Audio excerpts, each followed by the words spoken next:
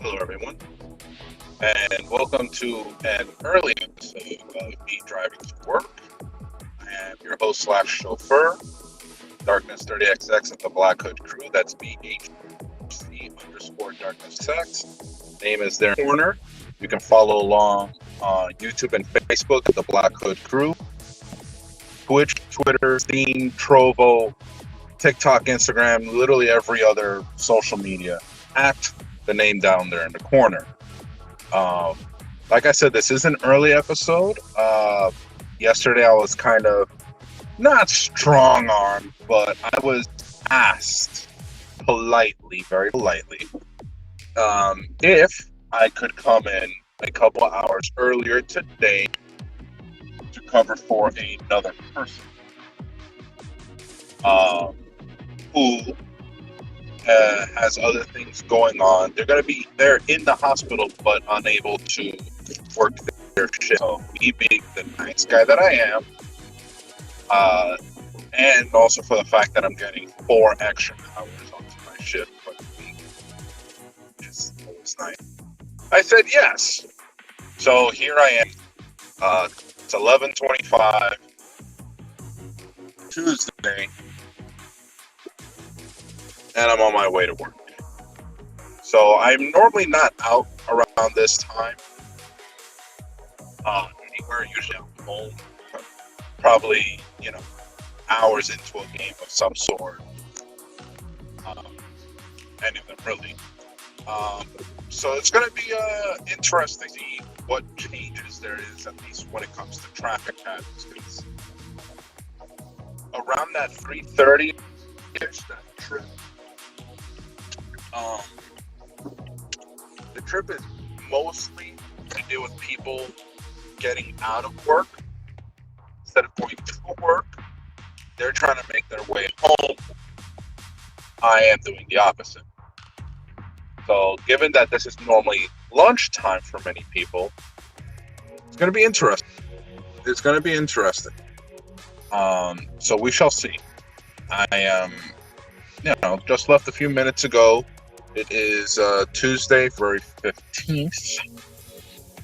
And let's see how this trip goes. Like I said, it's an early one for me, but it's not a problem. I've been up since 9 a.m. Got to get my workout in. So, up, ready for the day. You can see, ready to go. And hopefully we have a good day today. Yesterday, started out great at work. Everything was very, consistent but slow. And then it got to maybe around 6 o'clock-ish, and everything started to ramp up needlessly. Everybody and their mother started to come in for a host of things. People dialing 911 for garbage reasons, typical. And yeah, it continued like that all the way into 11:30, 12 o'clock when it finally started to come down. Even then, we still had patients that needed to be registered per my, but the doctor was taking her sweet time. She's known for this. But when it gets extra busy like that, it basically becomes a waiting game. As in, we're sitting around waiting for the doctor to see patients. Until then, we can't talk to them. We can't register. We can't collect insurances, co-pays, signatures, the whole 9 yards. Basically, what we need to do is entirely dependent on when the doctor sees the patient. The rule of thumb is 15 minutes from when the doctor goes in to see the patient. But unfortunately, in many cases, depending on the doctors and nursing staff and the course of treatment that is necessary, we don't get to go in that 15-minute window. Or hell, not even that long. Like, we can go, where are you going? Where are you going? Make your turn. Get out of my way. Jesus. I'm trying to get into this turning lane. This guy is slowing to an absolute crawl before he turns into the bank that's here in the corner. What an idiot. Anyway, yeah, depending on, course of treatment, how long the doctor is with the patient, how long the nurses are there, especially if the nurses aren't busy with any other patients, they're literally waiting outside the room. Okay, the doctor's done talking to them. Okay, go in and start treatment.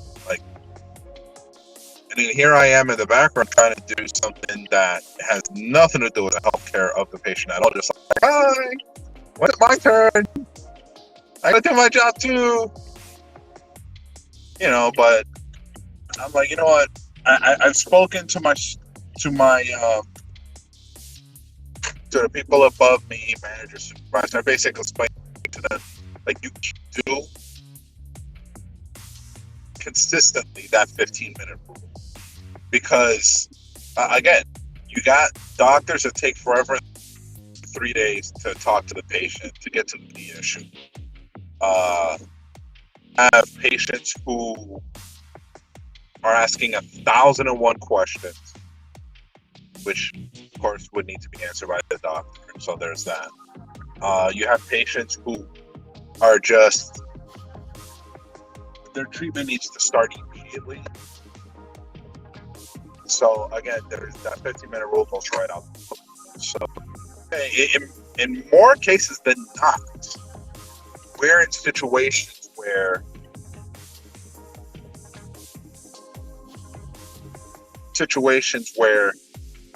we can't get in there within that 15-minute window, even though it takes easily less than a few moments, especially if the patient's been there before. If there's some sort of record that has information in it, it can go by quicker, even quicker than if the patient was there even more recently, within the past couple days, weeks, or even within the past month or so. Yeah. We go in, is this your address? Is this your phone number? You still see this doctor? By then, we've already verified insurance. Sign here, thank you. Not even 5 minutes tops. And we're out.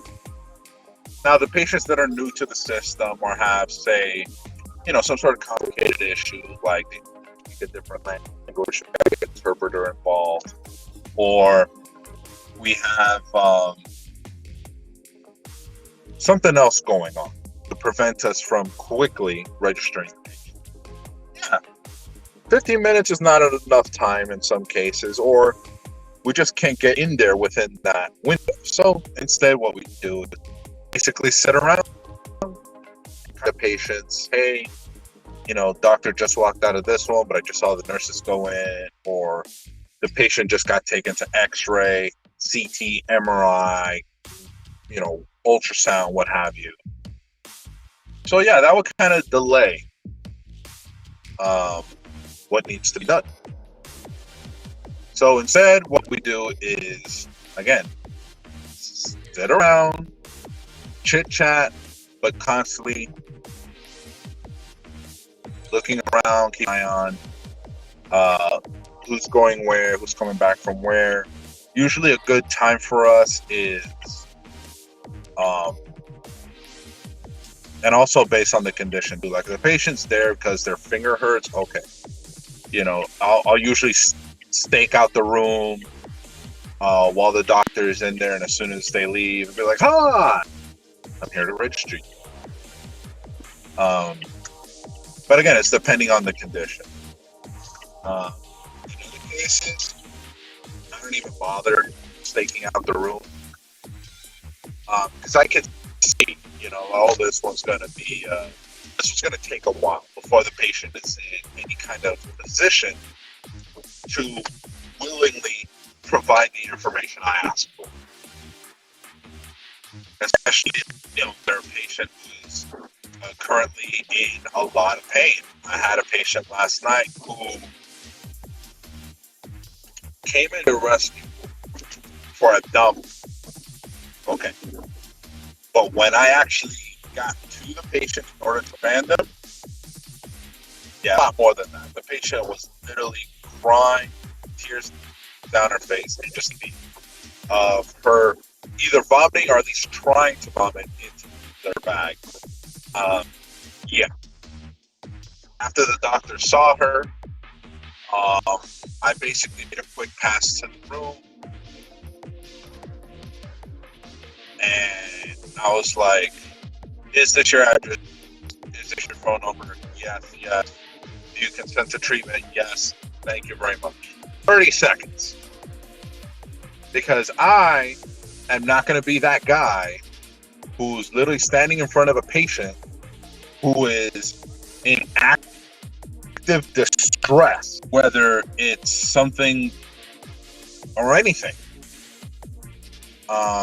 Doesn't matter. I'm not going to be that guy who's going to prevent them from, being seen by the doctor, being treated by the nurses, or in any way, shape, or form delaying their care. Because I have to be the idiot that's got to stand there, verify your address, verify your phone number, verify your doctor. Do you still, is this still in a good emergency contact for you? Like, it gets monotonous after a while and kind of tedious after so many times of doing it. But then the biggest thing is, while the patient is in pain, I'm not going to be that guy. Like, never. If I see it's going to be a thing where me standing there is going to impede in any amount, any way, shape, or form the patient's care, I'm not going in there. I'll wait hours if I have to. Hell, I'll wait till the patient's being discharged before I dare perform the final registration. Simply because, again, I would not want to be in a position where I have to see a doctor in the rare case that I need to. And I have some jackass in a button up in a computer asking me demographic questions when literally, hey, my foot is broken. When am I going to see the doctor? When is the nurse going to come here and put me together? I'm not going to be that guy. I will not be that guy that's going to stand there and watch a patient in pain, but then proceed to ask them ridiculous questions. Not going to happen. It's part of my job to ask those questions, but I'm the one in control of when I ask them. And I've told this many times to my bosses and also and all of my supervisors, to all the previous 3 that we've had. I told them, look, I'm going to get the job done, but I will not,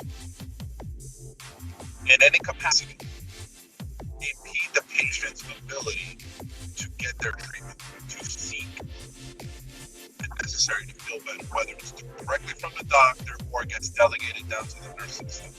I'm not going to be that guy. So if that means that, patient goes 30 minutes, 45 minutes, an hour, or maybe more before they're finally registered, then so be it. But at least they're getting registered. And they're being registered in a point where they are feeling good enough where they willingly provide all the information I asked for, or verify the information I'm asking for, without yelling at me, being rude in any way, shape, or form. So yeah, I'm going to wait, bide my time, and go in when it's proper. When the patient is better. When the nurse is not in the middle of, sticking the patient, or hanging a bag of fluids, or in the middle of, casting wrist, shoulder, leg, knee, ankle, what have you. I'm not doing it. I'm not going to go in there during that time. That's the time that the medical side of things in ER, that's the time required to treat the patient and get the patient in a position where they're stabilized, feeling better and capable of leaving under their own power. So I will not be putting myself in any position where I'm stopping that, or at least holding it up. Whether I'm holding it up for a couple seconds, a couple minutes, not doing it. Not at all. So instead, I wait. I'll chit chat with my coworkers. Maybe I'll go grab a bite to eat, depending on the time of day. Because I'm on a diet, so I can eat like twice a day. Or I'll just fully wait. Hey, patient's up for discharge. I'll go grab my computer and walk on over. Because hell, sometimes the nurse will be standing there giving the patient discharge paperwork, and I'm standing there with my little computer on it. I'll need this before you leave. But that's all right, because again, the job's getting done. The job is formed in its entirety. It's just, again, it was delayed. But not for any bad reasons. Again, delayed because patient needs to be treated first. Patient care first. It's a thing, or at least something along those lines that my job is trying to push around. Patient care first, or something along those lines. I've always thought like that. Patient first. Especially when I first started the job. This was new to me. Like this type of interactions, and especially the things I've seen. It was new to me. So going into it was not prepared.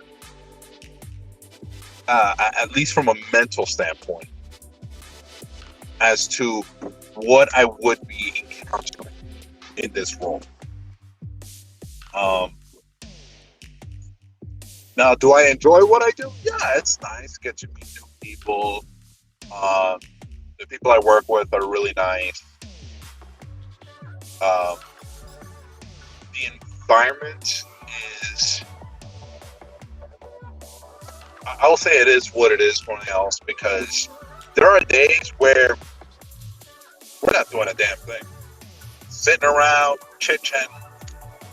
And of course, there's only so much actual paperwork that can be done. You can only stay busy so long until you literally run out of shit to do. So instead,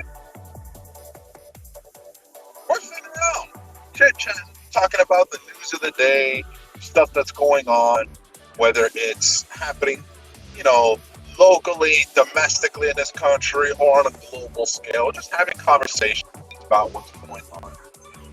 And usually involving, people within my apartment, sometimes the screeners, the security guards, even folks from other departments, like within the ER, the imaging departments. They'll come over, give their 2 cents, and then they'll move along. Now, there'll be other days where it is just nuts, and you can't get 2 words in before, hey, this is going on, we need you here, we need you there. This patient needs to be registered, that patient needs to be registered. We have 3 or 4 patients that need to be registered. Oh, hey, 2 rehabs just showed up. Oh, we just got a rescue. Phone ringing off the hook. There are days like that. And given the size of our ER, we can get pretty hectic very quickly. Other places where ER are 2 times, 3 times the size of ours. Yeah, they won't necessarily get as hectic as we do, but or get as hectic as quickly as we do. But they have their days too. But ours is just like, it doesn't take much to what is considered like a purple alert, where we're slammed, completely slammed, or a disaster level where there's no space for anybody, really. And there's been like that. So, do I prefer the quieter days? Of course, because at the end of the day, there's no parking. Nope, there is not. All right, so this is a first. It is a Tuesday afternoon, like morning, kind of. And I'm having to park across the street. Let's hope that I find it. At least over here. I hope so. That is going to be a very, very, very sad state of affairs. I believe it's partially because of the time that I'm here. Usually around this time, there is a couple spaces, from people leaving here and there. Very nice to meet you. And this appears to be yeah. So I've arrived. I'm parked just where it would take me about 5 minutes to get in. But seeing as it's still 11:45 an hour, be there till 12, you guys got me for a little bit. So, yeah. Events in the ER can be kind of hectic sometimes, but it depends on the time of day. And definitely external factors, local issues, things going on in the community can definitely affect. But again, it is what it is. There's only so much anyone can do with the time available, with the equipment available, and we do the best we can. And at the end of it, there's really not much else you can do except do what needs to be done to the best of your ability. And that's it. And at the end of the day, they can't really fault you for doing just that. So instead, we go about our day as best we can. Like today, I'm going to be there for 4 extra hours. This is going to be I'm normally there at 4, so we got 5, 6, 7, 8, 9, 10, 11, 12. Plus 2 extra hours. So we're talking about a 12-hour day today. 12 and a half. Because I leave 12:30 in the morning. So 12 to 12 is 12 hours, 12 and a half. So yeah, it's going to be a 12-hour day for me. Which is pretty much normally for what it is for me on Fridays. I don't live my episodes, me driving to work on Fridays because I leave so early in the morning, but that is my normal 12-hour day, 7:30. So yeah, this is just going to be just another day for something special going on. Just covering 4 extra hours for someone that required the help, and I'm here for it. It's no skin off my back. There's no,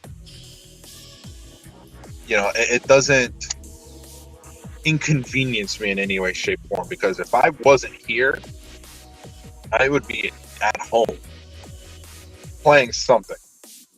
I'm currently replaying Fallout 4 with like a ton of mods, just because I can. I'll play Among Us, which is always a fun thing to do. I picked up Back 4 Blood, which is essentially the spiritual successor to Left 4 Dead 2. So I've been playing that, kind of getting used to it. It's pretty much the same. Slight mechanic changes here and there, but at its core, the same game as Left 4 Dead. So, basically playing that is what I would be doing right now if I wasn't here. So, what more can you expect, right? I do a partial gaming channel as well as these discussions here. So, it's what I do. So, getting some messages here. All right. So, just got some messages from people I need to get into contact with. Nothing work work related. It's more in a personal sense. So we'll go ahead and cut stream out here. As always, you can go ahead and follow along YouTube and Facebook at the Black Hood Crew. Name in the corner, BHC_Darkness30XX on Twitch, Twitter, Steam, Trovo, and TikTok and Instagram. You'll find me on there as well. Yeah, we're going to go ahead and cut it out here. By all means, tune in tomorrow night, 9 p.m. We're going to go ahead and continue with Cyberpunk 2077. It is my first playthrough. I've never played this game before, so it's on me. All right, so until then, have a good day, have a good night, and be excellent.